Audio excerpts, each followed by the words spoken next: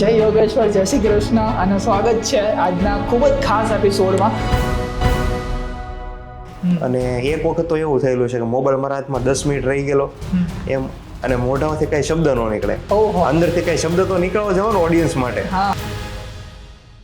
બહુ મોટી વાત છે, બહુ મહત્વનો કિસ્સો. મને તો છે ને દિલથી ટચ કરી. Please please. એકવાર એક મોમેડિયન મુસ્લિમ લેડીઝનો મેસેજ આવ્યો મારા પર.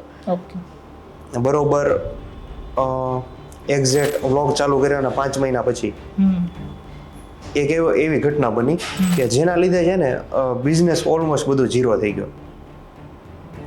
હિંમત હારી જેવો માણસ હોય ને તો એને પછી બે જ રસ્તા વધે, યા તો એ દવા પી જાય અને કાં તો એ લટકી જાય.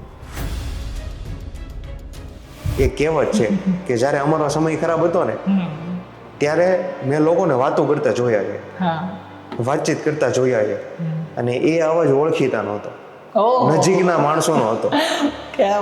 આ કહેવત છે ને ખોટી નથી, જે વસ્તુ લખાણેલી છે ને, પણ એ જ્યારે સિચ્યુએશન આપણી ઉપર આવે ને ત્યારે તમને બધા અનુભવ થાય.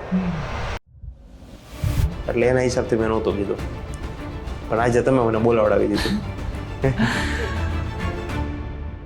અને ત્યાં સુધી પ્રાર્થના કરું કે અમારે ત્યાં જે સિચ્યુએશન આવી અને જે સિચ્યુએશનમાંથી અમે પસાર થયા ને એ દુશ્મન નહીં ન આવે. તમે સમજી ગયા ને?